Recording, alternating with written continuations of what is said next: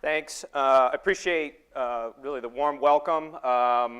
As I like to tell people when they find out I went to Ohio State, you can overcome mistakes early in life and go on and pick the right school later on, so to speak. So I've been here since 2011. Michigan has been phenomenal and incredibly supportive, and I think the invitation to come and speak here today really highlights that.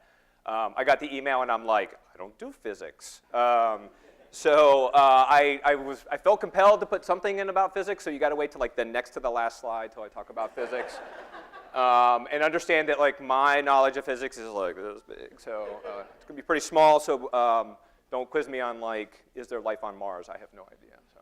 Okay, so let's get into it because we got short time. I just want to kind of level set with everybody on what we're talking about when we talk about concussion. So there's something like 45, 46 different definitions of concussion that float around in the literature.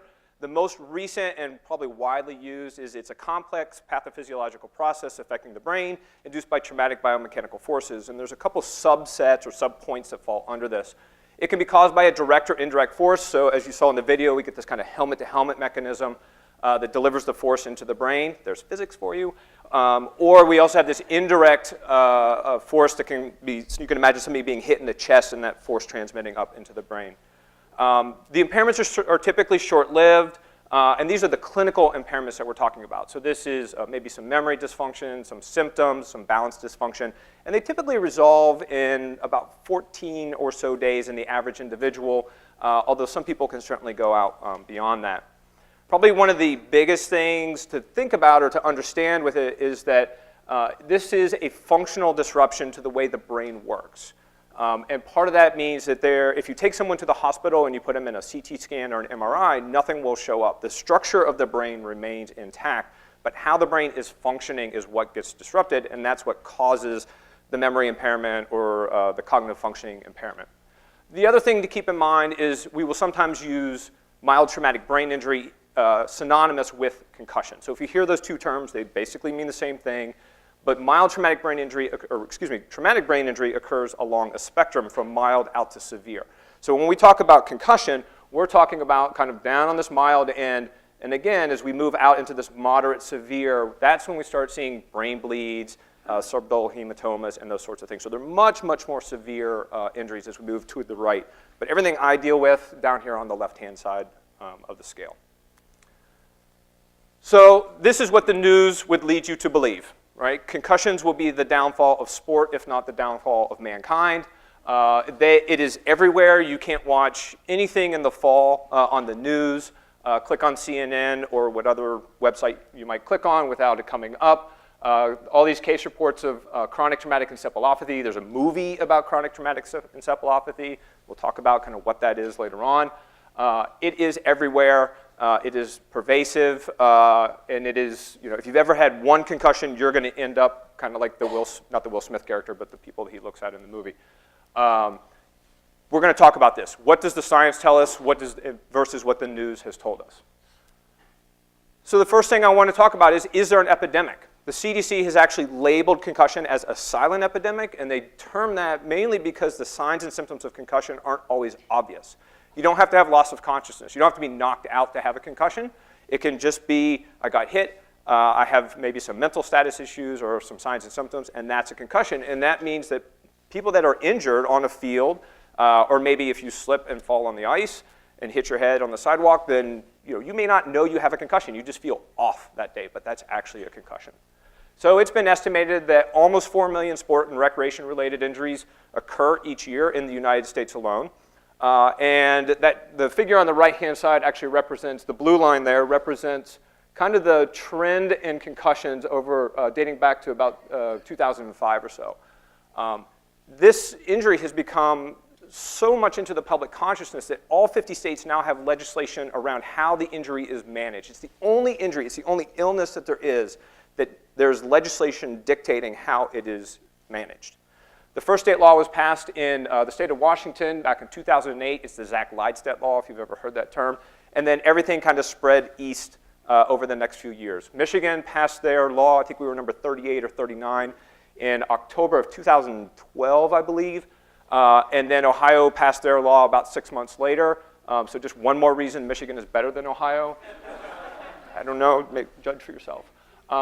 So what we see, we did some work on this. We were interested, like, what's the effect? What effect does the media have on concussion reporting versus what this legislation has? So like I said, this blue line here represents kind of a month-by-month representation of number of cases being reported into an insurance database. And then the first law here, this line here, vertical line, demarcates when the first law went into effect. And then we split out concussion reporting by state in this yellow. The yellow line represents those with legislation in place. The blue line, those without. And what we see is that there's about a 100% increase in concussion reporting in states that had legislation in place, but there was a 75% increase in states that didn't have legislation in place. So part of that is there's this general upward trend in concussion reporting in general. And then the other portion of it is the media presence or the media attention to the injury.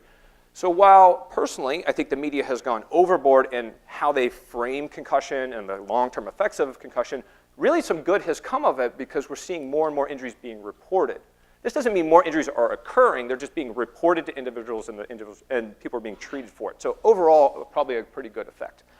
And then I threw this in because this is actually pretty recent. Michigan Medicine published kind of what's the cost of medical expenditures to the individual, and then if you multiply this out by the 1.6 to 3.8, that's kind of the direct medical expenditures roughly in the United States each year related to the injury. So who's to blame for this? What sport do we look at, right? Everybody's looking at football, right? Ban football, right? That's, like, you hear that. We should ban the sport of football because it causes all the concussion. So these are data from the National Collegiate Athletic Association. The paper was published in 2015, so the data is a little bit prior to that.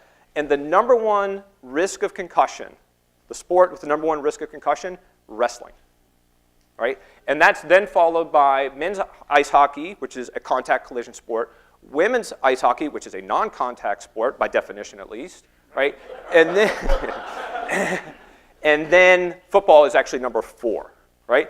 And then we get into men's and women's soccer, women's basketball, women's lacrosse, et cetera, et cetera, et cetera, right? So, you know, we all see football, and, you know, football's on TV every Thursday, Friday, Saturday, Sunday, maybe some Monday night football, and I'm sure somewhere in the world it's on Tuesday and Wednesday as well.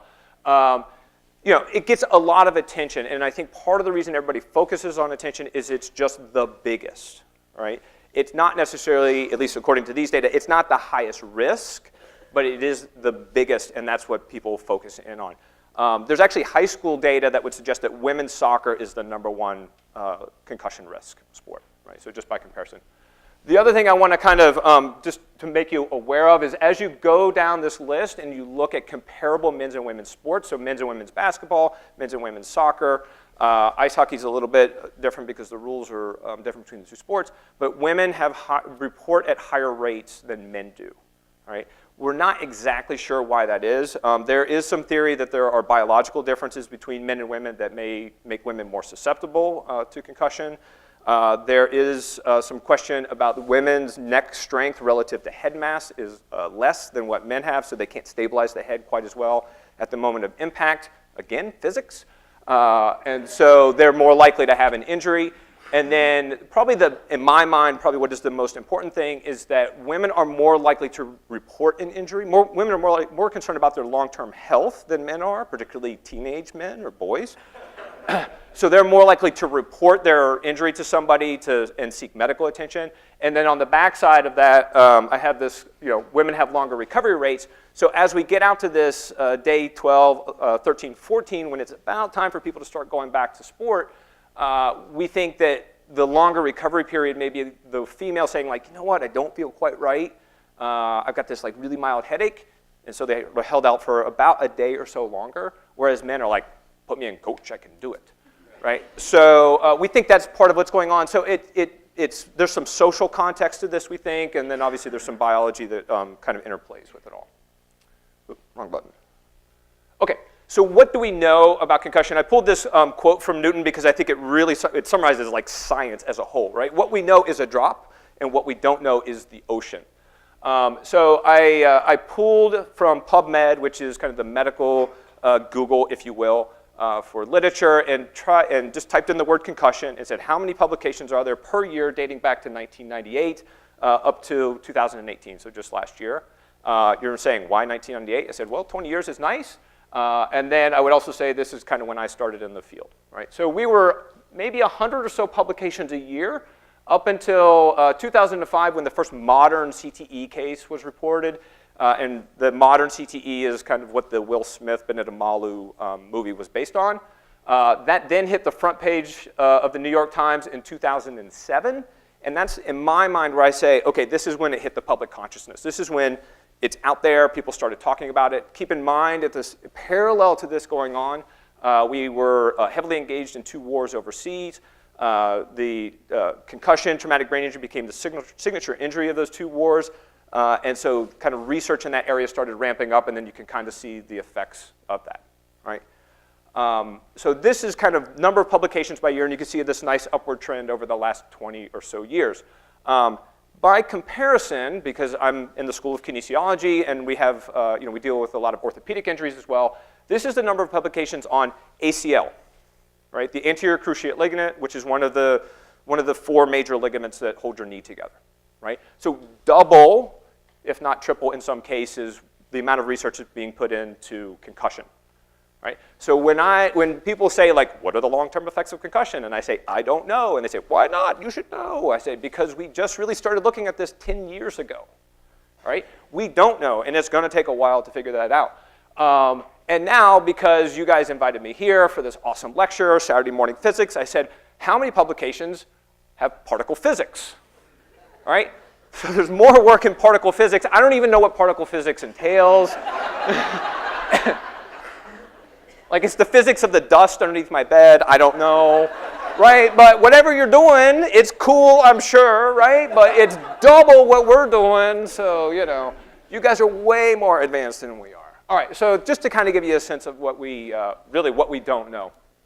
Okay, so I do want to talk about some of the work that we've done in our lab over the last 15 or so years and just kind of see how, show you kind of some of the science behind, what we do and what we don't know, I guess I should say.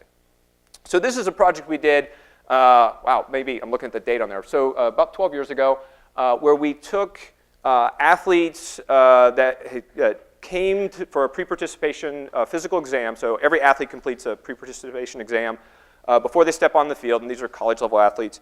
And part of that, we do a baseline examination of that athlete and collect data on them to get an understanding of what they function mentally, balance, kind of what their symptoms are. In the event that they have a concussion, we have something to go back and compare it to, right?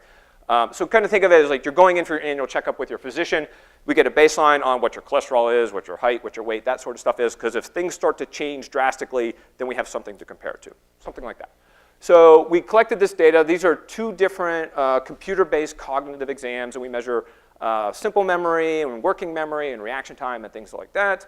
And then we split them out on their self-reported concussion history. Right? So the different colored bars represent the different number of concussions or the groupings for those individuals. And really what we see across these 2 different computer platforms is that there's no difference between those with and without a concussion history. We're like, awesome, problem solved 12 years ago, right? But what we put in the paper was that we speculated 2 things. One, it's possible that there's no long-term effects of concussion, right? And that would be awesome. The other thing is that these are gross measures of how the brain operates, right? They are not like the real finite cellular level processes that are going on. So it's possible that these tests that we're using aren't capturing any changes that may be there, right? It was just speculative at that point. So push the wrong button. So a couple years later, I was at my first faculty job at University of Illinois. I was talking to a colleague of mine, Chuck Hillman, who does electrophysiology of the brain. So really what that is, it's when you put the cap on, you have all these kind of electrode leads, and then you give somebody a cognitive task, and you measure the electrical response in the brain to see kind of what areas of the brain are working and kind of to what degree. Really cool stuff. So he and I were talking, and I said, oh yeah, we did. He's a hockey player too, so he had an interest in this. So he and I were talking. I said, we did the study, no long-term effects, at least on this gross computer test that we did. But what we're not sure of is like maybe there's some really subtle things going on in the brain, and we just can't measure it. He said, we can measure that. I'm like, awesome, let's do it. So we put together this study. We have, you can see the number without concussion history of 44 individuals, 46 with a prior history. These individuals are about 3 years post-injury. They're reporting no long-term symptoms or anything along those lines. We give them this impact test, which was the same test, one of the two tests I just showed on the last slide, and then we do this kind of electrophysiology of the brain. So what we do with the electrophysiology measure is we put the person in front of a computer. This is a selfie. If you've seen the back of my head, that's about what I look like. We put somebody in front of a computer, and we say, you're going to see a series of triangles, right? Most of them are going to point up, about 75%. Just sit there when the up triangle shows up. And then when the down triangle shows up, we don't tell them this, but about 20%, push the button. And then that allows us to measure how well you pay attention and then how fast you're going to respond to something that shows up infrequently. And then what we don't tell them is there's going to be this kind of piece of clip art that shows up. And what that does is it allows us to figure out how fast can somebody orient themselves to something they don't know is coming. All right? So what do we see? So this is the computer test. These are the results of the computer test. You see those with and without a concussion history perform the same. So this replicates the finding that we had on the first study. That's really nice. Always good to replicate your findings. Then we got into, I keep pushing the wrong button. Sorry for the laser, guys. And then we got into the electrophysiology. So what we see here is those with a concussion history, this green line, they have a smaller electrical response in the brain relative to those without a concussion history, right? They have the same reaction time. They hit the button just as fast. They hit it at the same number of times. They're correct. They have the right number of responses as between the two groups. But we have the smaller electrical response right here, as well as the area of activation in the brain is smaller in those with a concussion history relative to those without. Okay. We also looked at the unexpected picture. So this is the clip art picture that I was talking about. Same thing, we're looking right here now. So this is the same thing. Those with a concussion history have a smaller electrical response in the brain relative to those without, larger area of activation, and those without the concussion history relative to those with. Okay, what's going on here, right? So the students, I didn't tell you this, we also get IQ measures on the two groups of students. They're the same. The GPAs are the same. Nobody reports symptoms more or less in either group. So really what we speculated is, yeah, something's changed, right? The way the brain is operating has changed, but how people perform is identical, all right? And I want you to kind of remember that, because that's going to be a theme as we're kind of moving through a series of studies here. So after we did that one, we said, well, okay, we need to start looking into this a little bit more. So we went back into some existing data, and I told you we do these baseline exams on athletes as they walk in the door before their sport begins. One of those things is this balance test. This is called the sensory organization test. This thing is about the size of a refrigerator. This plate down here is a force platform that tracks kind of your center of pressure as you're standing, so we don't stand perfectly vertical. As we stand, we kind of sway mostly forwards and backwards, a little bit to the left and right. And this tracks that sway pattern, and that allows us, through a combination of moving the floor, moving the walls, eyes open, eyes closed, different conditions, we can actually break down the balance mechanism. We get an overall balance score, and then I can tell you this is how much input is from your eyes, this is how much input is from your inner ear mechanism, your vestibular mechanism, and then how much information you get kind of through your joints, right? The neural feedback that comes up through your joints and then, that your brain processes. So we went back in some old data, and you can see our two groups with a concussion history, again, about 3 years post-injury, and the groups perform the same, right? Their balance and the subcomponents of their balance mechanism are the same between the two groups. Awesome, right? So I'm talking to a colleague of mine, Jake Sosnoff, also at University of Illinois, and he said, well, how are you standing, right? So as we stand, I said, well, we kind of sway back and forth. And it turns out that the more rhythmic that sway pattern is, the more sinusoidal, you get these nice even waveforms, that's actually more likely to result in a fall. right? So what happens is, as we kind of get close to that limit of stability where you're like, oh, I'm going over, right? If you get bumped at that point, you topple, right? But if you're not erratic, if you have an irregular sway pattern, right, if you get bumped at any point, you're less likely to be at that limit, and you're less likely to go over, right? So the more erratic you are, actually, the better off it is from a protective standpoint. And so it turns out that as the balance condition, the challenge gets harder, those with a concussion history actually get less erratic, right? They get more sinusoidal and more likely to fall over. Now, again, these individuals don't report any more slips, trips, or falls, right? They're not walking across campus and just dropping left and right like the poor girl I saw slip twice within 10 feet on the ice yesterday, right? But something has changed in the way that we are standing, and it actually turns out that this change in the sway pattern from this healthy erratic pattern into this more sinusoidal pattern is the same thing that happens to us as we get older, right? This is one of the reasons that older adults are more likely to fall. There's other things that are going on, like loss of muscle function and that sort of thing. But this is part of the reason is that as we get older, the balance mechanism starts to break down. We get closer to the limits of stability before we save ourselves and pull back, and then over we go if we get bumped. All right, keep that in mind. So, next question, well, balance, you're just standing there. Like, what could go wrong just standing there, all right? So the next question we asked is, well, what happens when you walk, right? So the guy in the chair here, this is Doug Martini. He was a master's student of mine at Illinois. When I came up here, he came with me, got his doctorate. He's postdocing in Oregon right now. So for his master's thesis, he looked at this, what happens after concussion relative to gait, right? So you can see our numbers here. We're about 6 years post-injury now. We have them walk across this piece of carpet right here that's instrumented. It's got sensors in it that allow us to track how far apart your feet, how fast you're walking, how far apart your feet are front to back, how far apart they are left to right, how much time do you spend on one leg, how much time do you spend on two legs, all sorts of nice parameters around gait, right? You do that 4 different times. Once without these obstacles in the way, you just walk across it. Then we put these 2 steps. You got to step up and over. And then we have you do the same 2 conditions again, but this time we want you to do a cognitive task, right? Who walks down the street without thinking about something, right? Or if you're a student without. Sorry guys. So we have them do this cognitive task. It's called Brooks' mental task. And what we tell the participant is imagine this 4x4 grid. The starting square is going to be down 1 and in 1.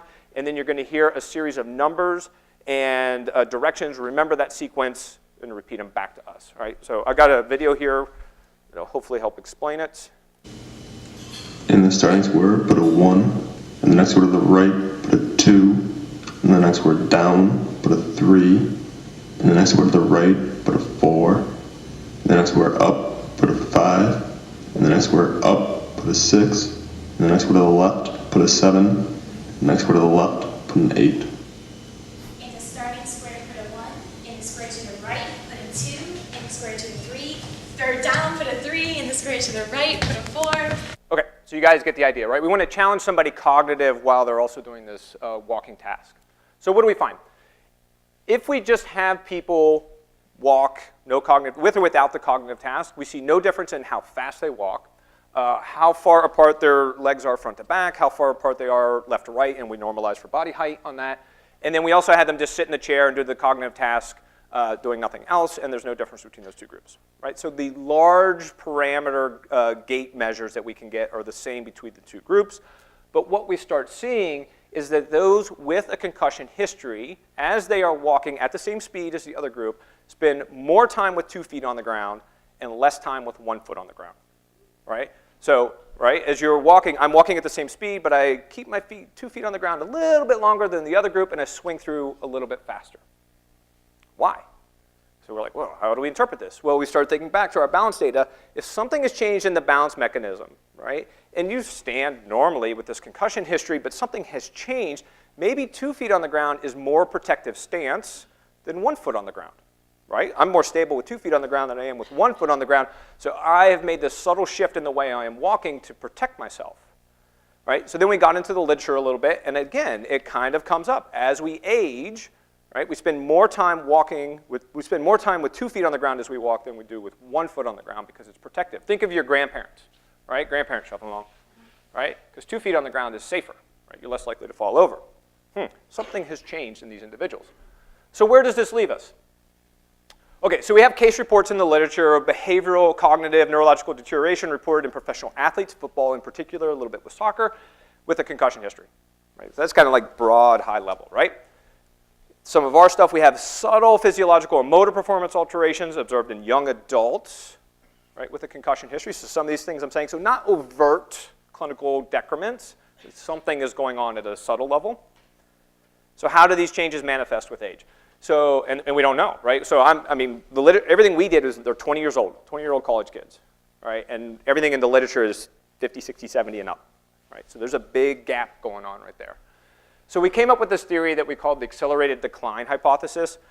So the dark line at the top, the solid non-dashed line, that is, we're all going to get worse with age. And I know that's news to some of you in the room, and I'm sorry to be the one to have to break that to you, but it's going to happen. So, in our 20s, 30s, we're really healthy, and then just things start going downhill, for lack of a better word, right? And eventually, we may cross over this red line, which is kind of the clinical threshold for impairment, right? I don't walk as fast as I used to, right? It doesn't mean that I can't walk and get from A to B anymore. It just takes me a little bit longer than it used to, right? But what we think might happen, or at least what we proposed, was that those with a concussion history have this really subtle downward shift in their 20s that doesn't really mean anything, right? But then as we age, that injury kind of builds on top of natural aging, and then so we cross this threshold maybe at 65 rather than at 70, right? Or at 70 rather than at 75. So it just kind of speeds up the process, if you will. But we fully recognized in this paper that a lot of things are going to influence the curve, right? What's your genetic profile? Did you pick your parents well, right? Did they give you good genes that will make you impervious to this concussion, right? How many impacts did you have? Not concussions, but just how many times did you get hit in the head, right? Were you a football player with a whole bunch of what we would term subconcussive, which is kind of a misnomer, but subconcussive impacts, right? Or were you a swimmer that just banged your head on the wall one time, right, doing the backstroke? How many concussions did you have? How were those concussions managed? How we manage a concussion today is drastically different than how concussions were managed 20 years ago when I started. When I started with this, somebody had a concussion, loss of consciousness, out 30 seconds on the field, smelling salt, put them back in. No way would that happen today. Doesn't happen, all right? So we manage it totally different, and we have all sorts of data that says that the number of repeat injuries within a season have gone down because of it, and it's really a good thing. Do you exercise as you get older, right? We know exercise is neuroprotective. We know exercise helps maintain muscle mass, all sorts of good things for you. Do you drink alcohol? Some alcohol is good. Too much alcohol is bad. Don't mix your alcohol, right? And then probably a whole host of other things that you can't account for, like environmental factors. Do you live next to a power plant? Do you live underneath power lines? What's in your water, et cetera, right? So there's a whole bunch of stuff that's going to play into this. So simply saying, I had a concussion here, I'm going to end up down here, there's a lot of other things in the middle that can influence that line. At least that's what we proposed. So the question then became, so this is Dr. Martini's, this is from his dissertation. And what he did is rather than taking a snapshot of what happens at 20, he did some cross-sectional work looking at individuals in their 20s, 40s, and 60s with and without a concussion history, looking at cognitive functioning and at gait performance, right, to try to understand. So I'm just going to kind of give you the high level here. So this is a different computer-based test for cognitive functioning. You can see the different age brackets here and the numbers that we had. The short of the story here is no difference within an age bracket, those with and without a concussion history on the computer test, right? So you would think that as, maybe out into the 20s, if we're going to repeat some of this stuff, if we wouldn't expect it here so much, but we would think if our hypothesis was right and those two lines start to diverge, then we would start seeing differences out in these 60-year-olds, and we just don't see it, right? They're the same. They perform the same. So that was actually good to see. We did the same type of gait task. This time we had a single obstacle for them to walk over. We were a little more advanced in our data capture, so we used motion capture systems. So this is the same stuff they use to make avatars in movies or video games and that type of stuff. So these are the reflective balls, and we can get joint angles and same other measures as far as stride length, stride width, gait velocity, that type of stuff. All right, but the same conditions as a whole. So what do we see there? We see no significant differences on the majority of our metrics relative to gait, again, within an age bracket between concussed and non-concussed. And then when we do see differences, it's inconsistent. So in some cases, we would have a significant difference between a concussed and non-concussed group within an age bracket, but the concussed group would perform better than the non-concussed group, right? And so we basically said we're never going to say concussions are good for you, but I definitely, from a statistical standpoint, there was not a consistent pattern there to say, there's no difference, or there is a downward trend in the concussed group. So sometimes it just comes up to like statistical anomalies where you find these sorts of things. But we're confident that these differences in those with 1 or 2 concussions back in the teen years, that they don't have these diverging lines as they get older. So where does that leave us? No differences in cognitive functioning between concussed and non-concussed groups within an age bracket. No meaningful differences in gait between concussed and non-concussed groups with age. So what happens 30 years later, right? Like we have these reports, right, of these NFL guys, these former soccer players. I think there's some baseball players in the data sample. What happens to these individuals? And this paper came out, this is from the Boston group. This came out July of 17. July of 17. 110 NFL brains are autopsied, and 99.9% of them had CTE, right? That's a heck of a headline, right? Something's going on. Our data would suggest no long-term effects. I'm not saying, it's definitive, but would suggest. These guys are saying something's going on. So we kind of need to reconcile, like, what's the difference here? So I've got a series of kind of maybe like statements and then facts that kind of are all related to CTE that I want to walk you through, and then kind of talk about how all this maybe intertwines with each other. So one of the things we hear about football players is that they live on average to an age of 55 or 60, which is shorter than the average lifespan for an American male, which is somewhere in the mid to low 20s or 70s. All right? Turns out that football players die at a rate that's about half that of the general population. Right? So they live longer than the general population. The skill players, so these are the receivers, the defensive backs, those individuals, they live the longest, followed by the linemen, then followed by general population. All right? Now, you're saying, well, linemen, they get hit the most, right? So they have shorter lifespans than the skill players. Linemen, if you have ever been, particularly at the professional level, talk to a professional football athlete, they are ginormous human beings. And I'm talking like 6'6", touching 325, 350-ish. They are huge, right? And they have apnea, right? And they have diabetes. And they have a whole, they're running around and they're highly physically active, but once they stop at, some of them stop by 30. Most of them stop by 30. And they don't really exercise, right? So they have other things going on that can contribute to some of this, that makes them different from the skill players. 1 in 3 football players suffer from long-term cognitive health problems. So these are data, these are data from the Alzheimer's Association of the rates of Alzheimer's disease in 10-year increments, right? And intuitively, it goes up with age, and you would expect that. On the right-hand side, and I apologize, it's a little bit small, but this is data from the actuarial report from the NFL lawsuit settlement, right? So death with Alzheimer's disease amongst NFL athletes is about 14%, which puts them right here at this 65 to 74 bracket. So they are right at the average that they should be. They're kind of right in the same range. Also keep in mind that NFL athletes are living longer than general population. So if that is the case, then you would expect them to kind of maybe be in the middle here, and they're not, right? They're right there with everybody else. Right? Football athletes are 4 times more likely to die from degenerative brain diseases. Okay, so about 0.15% of football players die of ALS. So this is actually accurate. The expected rate of ALS is 0.04%. So it is about 4-fold. Right? This is about 1 death per year, 1 extra death per year of NFL athletes. Right? I estimated about 770 guys in the league each year, so 1 extra death per year. This same group of individual has 13 fewer deaths from cardiovascular disease and 24 fewer deaths from cancer. So you have a sport that potentially saves 27 lives a year but costs 1. Right? And I'm not minimizing that 1 life, but I do think we need to think about this like this is perspective, right? And we make these trade-offs all the time, and we do certain things that overall have a positive benefit, although there may be this one thing here, right? So my point being is, if we ban football, we're losing 27. We're not, and we're saving 1, right? So we're flipping the other way.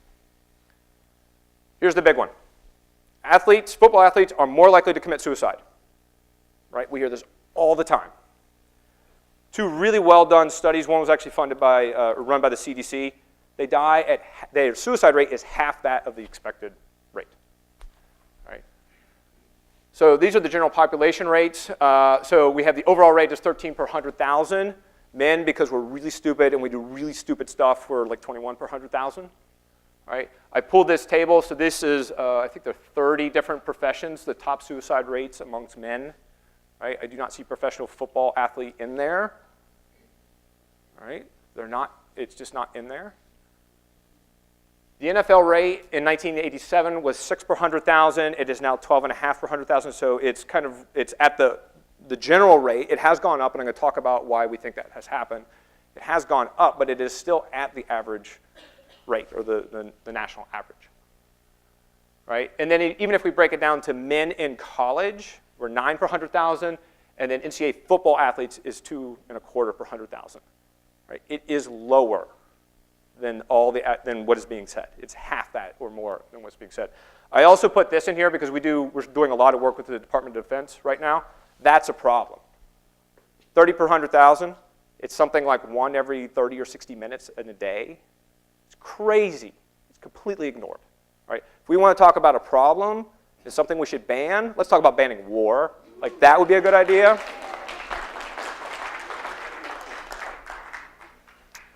Okay. So then I said, all right, well, I don't want to dismiss the whole CTE thing. Like, it's hard. You autopsy a brain, and you have these slides, and there's stains, and, what's going on, right? Let's try to understand this.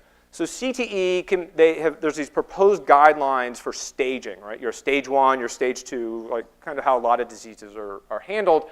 So what I did is I pulled the suggested clinical symptoms per stage, right? And these are additive. So the ones that show up in stage 1 at the top there, they're also present in stage 2, and then the stage 1 and 2 are present in stage 3, right? So they're kind of going down. And then I tried to find literature that would either support or refute kind of incidence rates and that sort of thing, kind of going through it. So what you'll see is, oh no. Okay, so what you see is headache. So the ones with an asterisk, that indicates that the rate is higher amongst former NFL athletes. The ones with the cross indicate that it is lower amongst NFL athletes, right? And if there's nothing there, then it's basically equivalent between the 2 groups, right? It's split. If you go down this list, it's split, right? Yeah, the NFL athletes are higher on some things. They're better on other things. And then in some stuff, there's just no data available. Nothing I could find, even though this claim has been made that somebody with CTE has a loss of attention and concentration. I could find no data on former NFL athletes that show loss of attention and concentration. It's just not out there, right? So this thing has been put out there, but there's nothing to really back it up, right? I would also say I pulled these 2 kind of combined quote here on the right-hand side. Stage 1 CTE has been described as unlikely to cause clinical features and is preclinical, right? So this means that stage 1, where you get these little deposits in your brain of tau proteins, phosphorylated tau proteins, right? It's there, but the 2 world's leading authority, Bob Stern and Ann McKee, they are the world's leading authorities on CTE, are even saying it doesn't mean anything. It's just there, right? So think of it this way. This afternoon, you're gonna leave here, you're gonna go out, and you're gonna go to Blimpie Burger downtown, right? And you're gonna have a hamburger, maybe some fries or onion rings, right? And you're gonna get a spike in blood lipids. Doesn't mean you're having a heart attack tonight, right? It's just there, and your body handles it, right? Your body adapts, right? Back to the data I showed you earlier. There is a change in the way the brain functions. It doesn't mean that your cognitive function, like you're not cognitively functioning anymore, right? Your brain is amazing. It can make all sorts of adaptations and changes to handle these things. If it didn't, we would not have survived as a species, right? I mean, at some point, way back in the day, somebody tripped and hit their head, and our species is still here today, right? We had to be able to adapt. So even Bob Stern and Ann McKee are saying, like, these are subclinical features of CTE. Like, you have tau protein, but they don't mean anything. But then they turn around and say, oh, yeah, everybody with stage 1 has headache, suicidality, and loss of attention and concentration. What? How does that work? All right? So there's some really mixed messaging going on versus what you see in the news versus what the science is actually telling us. Suicide, I want to talk about this because this is a big deal. All right? Malcolm Gladwell, he wrote for the New York, he's an author, he wrote for the New York Times for a while, has written a number of books. One of his books is called Tipping Point. There is a chapter in there where he addresses suicide contagion. Suicide contagion is the idea that if somebody commits suicide because of a particular set of circumstances and you identify with that person and their circumstances, you will use that as your way out. Right? So for the example I remember from the book is there's an island nation somewhere in the Pacific, I don't remember exactly where young men, teenage boys, will commit suicide for the simplest things. Broke up with a girlfriend, right? Girlfriend dumped them. Somebody commits suicide because of it. The next guy, he gets dumped. He's like, well, that guy did it. That must be the only way out, so I'm doing it, right? So there is this theory that as Mike Webster, Junior Seau, Dave Duerson, and others commit suicide, it gets publicized ad nauseum on these news outlets, right? That the next person sees that and goes, I was a former NFL athlete. I was a former hockey player. I have that disease. This is my only way out. Right? There's some theory behind it. So we started looking into this, right? And it's a very small sample. This is very preliminary. It has not been published, right? But we pulled 10 athlete-related suicides with and without media coverage. And after we adjust for the time of the year, right, because there is a seasonal, cyclical phase to suicide rates across the country, those with media reporting of suicide increased suicides in the next month, right? And those without, there wasn't. The media has culpability in this, right? And we see this with a lot of different things that get a lot of attention on the news, where we know if you pay it, if you highlight it, if you sensationalize it, then the next person is like, I'm going to be on the news, right? We know that happens. And it happened. Right? This headline right here, Todd Ewan, he was an NHL player, convinced he had CTE, commits suicide, they autopsy his brain, clean. Here's the interesting thing with this, though, and I have unresolved science up here for a reason.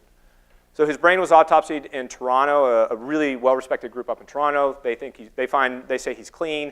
They take other sections of his brain, they send them down to the Boston group, and maybe he did have it, right? So even the diagnostic criteria for CTE is questioned, or is questionable at this point, right? And keep in mind, you can only diagnose CTE post-mortem. You can't do it in the living. I probably should have mentioned that earlier, right? The other thing is, here's a slide from some slides, brain slides. 45-year-old male, motor wasting disease, ALS, Lou Gehrig's disease, right? Dies with stage 2 or 3 CTE. No history of concussion or contact sport participation, but has it, right? So how do we resolve these two things? I've got a hockey player that may or may not, depending on who you believe, and then I got just a businessman who has it but has never been hit in the head, right? It's not clean. Like, this is not resolved science. We're years, decades away from figuring this thing out. Okay, so because of all that, we had to revise our hypothesis because it turns out you can be wrong. So really, yeah, science, right? So revised. So we published this one a couple years ago, and really what we suggested, the same sort of thing, this dark line at the top, we're all getting worse. We rephrased it to not so much just concussion, we changed it to minimal impact burden, because there is some theory that would say that you can have all these repeated head impacts without concussion, and that may also kind of lead you down this road of these tau protein deposits. So we revised it to minimal impact burden, but really what we think is if you have a little bit, maybe you played some high school sports, or you crashed and hit your head while you were learning to ride your bike, or you were like me and you had a brother that hit you in the head when you were younger. Thank you, Michael. And this is recorded. He's going to see it. So we think that there is this subtle downward shift, and our data suggests that, but it basically parallels all the way down, and you become high-functioning adults, right? I would venture to say that probably 20-ish% of the people in the room probably had a concussion at some point in your life. We're all at the University of Michigan right now. If it was really a big deal, we'd all be at Ohio State right now, and we're not. So yeah, okay, and then you get this moderate impact burden. So this is like this next line down, and so maybe this is the person, and again, this is complete theory, but maybe they played a whole bunch of Pop Warner and high school football, and so maybe they have a little downward shift, and then you get maybe like somebody that has a whole bunch of impact exposure or really severe concussions, and then they go faster, right? Think of it like smoking. Right? I like to use a smoking analogy, right? You smoke one pack of cigarettes in high school because it's cool, right? Not getting lung cancer, right? Smoke a pack of cigarettes every day for your entire life, you're probably on this line for the cancer, right?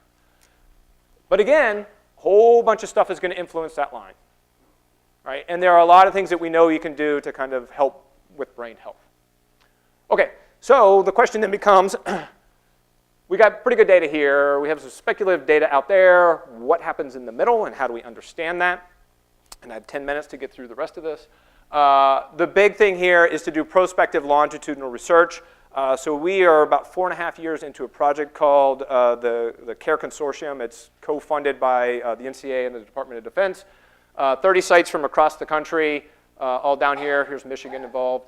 And our goal really is to understand, we're enrolling college athletes and military service academy cadets in the project. We have about 45,000 people enrolled right now. Our goal is we get, as they walk in the door as a college student, to understand kind of pre-morbid factors. So what's their genetic profile? What's the psychological profile? What's the injury history? What's the medical history? What type of biomechanics cause injury, or how much exposure do they have? A subset of them get imaging, so we do really sophisticated MRI scans on these individuals. We get blood draws on some of these individuals. And then to understand the acute injury, and then to start understanding what happens as they walk out the door. That's where we are right now. Is we got the freshmen back here. Now we want to know kind of what's the intermediate effects. And then the big goal is to understand what happens way out here 30, 40, 50 years later, right? So if anybody is familiar with the Framingham Heart Study, we're kind of walking down that road. We're at the very first couple years of that, right? Our goal is to enroll up to 50,000 college athletes and military service academy cadets, and then track them for the next 40 to 50 years, right? There are 4 PIs, myself and 3 others. I'm the youngest of the 4, so I will be last man standing. But even 40 or 50 years is that's a pretty big career, so we'll see if I make it to the end, hopefully so. What else can we do, right? So seriously though, this is 40 or 50 years. People don't want to wait that long. We need some solutions now, and I fully agree with that. So we talk about rule and practice changes. I grabbed this gift. This is actually pretty old, but this helmet-to-helmet stuff, right? Addressing this type of intentional injury types of things. So this is some work that we did at a local high school in Ann Arbor, Gabriel Richard High School. They've been phenomenal partners with the research we've been doing, where we were actually tracking head impact exposure with a helmet-based sensor system in the high school team. For another study, it was occurring over 3 years. And in the middle of it, the High School Athletic Association actually changed their practice rules to from unrestricted contact practices during the week to 2 contact days per week, right? So they pulled it back. And really because of this helmet system, we were able to show a 42% overall reduction in head impact exposure from 1 year to the next, right? So just limiting the amount of contact practices, right, kind of makes sense, that you reduce the amount of exposure, and then if you reduce exposure, then obviously concussion risk goes down with it. And then, the Ivy League followed what we did, of course. And so they started changing kickoff rules. The NFL is changing kickoff rules. The Ivy has since also changed their contact practice rules as well. What about equipment, right? People want to know about equipment. Equipment's great for sports like football and hockey. And there's some potential equipment issues with soccer that we can address. I put this figure up here. So, true story, at least the story as I understand it. So, we didn't always have helmets in football. And so as the story goes, and I don't know who's who in here, but one of these three guys is a coach, one guy is a salesman, I don't know who the third one is. As the story goes, the salesman comes up and is like, hey, we got this new football helmet, you know, it's going to save your athletes from injury, et cetera, et cetera. So the coach is like, give it to my guy, ram his head against the wall. If he doesn't get hurt, we'll buy the helmet. So that was helmet testing back in the day, right? We're a lot more sophisticated now, all right? So these are just some screenshots. So the left hand, there's a couple different helmet testing. There's some really standardized helmet testing that's out there. But the standard helmet testing, and it's the same for like bicycle helmets and really anything, they're really designed to prevent moderate and severe brain injury, right? They prevent skull fractures, they prevent brain bleeds. That's what they're really designed to do. Helmets are not designed to prevent concussion. Historically have not been designed to prevent concussion, right? It's kind of a new, it's been around forever. It's a new injury that we're dealing with, that we're recognizing. So the NFL has actually done some testing on different helmets that are available, and they have ranked them kind of best to worst for concussion, I'll say resistance for lack of a better word. And they are actually starting to phase out some of these bottom-end helmets. They won't allow the players to use them anymore. Right? So it's a good move, because clearly what happens in the league will then trickle down to the collegiate and then the high school level, right? Which is what we want to see. Probably even more interesting in my mind, so these two screenshots are from Virginia Tech. They developed what's called a star rating system, so it's almost like crash testing for helmets, like crash testing for cars, crash testing for helmets. And they were the first ones to start ranking helmets for their ability to reduce concussion risk. And because of that, that shifted the way the industry is making helmets, right? So there are now, I think when they first started the process, I think there were, I don't know, 3 or 4 5-star helmets, and now like this is the entire front page of their website. So if anybody here has a son, grandson that's playing football, and you're like, what helmet do I buy my kid? I would tell you, go on to Virginia Tech, just put Virginia Tech star rating. This will pop up, and it'll kind of give you some good advice or some good guidance on what to buy. These are hockey helmets. And what I will point out is there is one 5-star, one 4-star, and then we start getting into 3s and 2s. Hockey, light years behind football. All right.